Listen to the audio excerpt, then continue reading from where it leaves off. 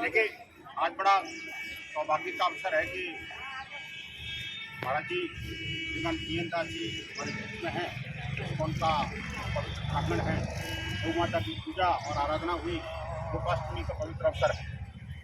इस अवसर पर अगर हम 1966 को याद न करें तो बात अधूरी रह जाती है।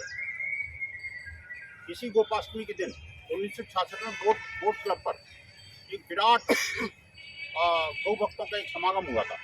इसमें 10 लाख से अधिक पूज्य संत, 10,000 से अधिक साथियाँ और महिलाएं वहाँ पर एकत्र हुई गौ हत्या पर पूर्ण प्रतिबंध लगाने के लिए। और बोट क्लब से लेकर के और संसद भवन तक का पूरा रास्ता जो है, पूरा स्थान जो है भरा हुआ था।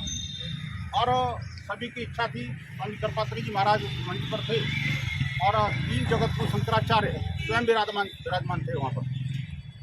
अचानक जो है वो इंदिरा गांधी की सरकार ने पहले लाठीचार्ज, फिर उसके बाद में गोलीबारी का आदेश दिया। और उस गोलीबारी के दौरान जो है हमारे असंख्य गौ भक्त बलिदान हो गए। कई पूज्य संतों का और ऐसे गौ बलिदानियों का आज तक पता भी नहीं लगा, क्योंकि डेड बॉडी तक नहीं मिली। ऐसे इतने लोग, चूँकि देश भर के अलग अलग हिस्सों से वो लोग आए थे। लाल किले के मैदान से शुरू हुआ वो जो मार्च था, वो बोट क्लब और संसद भवन में जाकर के पूर्ण हुआ। 2 घंटे तक भाषण चले, लेकिन उसके बाद अचानक गोलीबारी जब शुरू हुई तो उसके बाद में तत्कालीन जो गृह मंत्री थे गुजर नंदा जी, उन्होंने उसकी जिम्मेदारी लेते हुए और इस्तीफा भी दे दिया। गृह मंत्री थे उस समय। लेकिन प्रधानमंत्री की टस से मस नहीं हुई। सबकी इच्छा थी कि गौ हत्या पर पूर्ण प्रतिबंध लगे और गौ संवर्धन के लिए, गौ सेवा के लिए कोई आयोग बने। लेकिन तब से लेकर आज तक हिंदू समाज इस बात को लेकर के चिंतित है कि आखिरकार गौ रक्षा के लिए कुछ काम पड़ा क्यों नहीं हो पा रहा। हम सब लोगों के संघर्ष और प्रयासों से इतना जरूर हुआ है कि लगभग 1 दर्जन राज्यों में गौ हत्या विरोधी एक जो कठोर कानून बने हैं, गौ संवर्धन के लिए कई जगह आयोग बने हैं। लेकिन आज भी देशव्यापी जो इस तरह का एक कानून होना चाहिए वो नहीं बन पाया।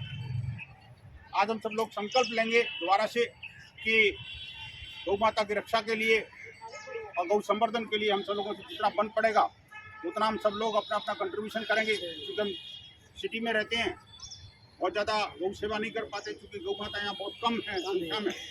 इसीलिए बजरंग दल के कुछ कार्यकर्ताओं ने मिल करके जो बीमार असहाय गाय हैं उनको इधर उधर से ला करके और यहाँ सेवा के लिए, जैसे 2 गाय इधर हैं, 2-3 गाय उधर हैं, ऐसे 4-5 गाय यहाँ पर अपने इस्कॉन के संरक्षण में, इनको थोड़ा सा सही करके और गौशाला तक पहुँचाने का काम इन्होंने प्रारंभ किया है।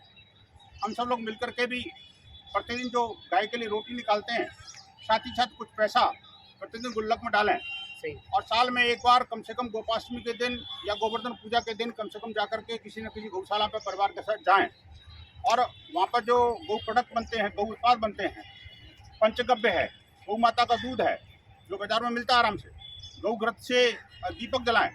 ऐसे बहुत सारी चीज़ें जो उनका हम प्रयोग कर सकते हैं, तो उसको हमें प्रयोग करना चाहिए, जिससे कि गौ माता का रक्षण, संवर्धन और सुरक्षा हो सके। आज यही संकल्प लेके जाएं।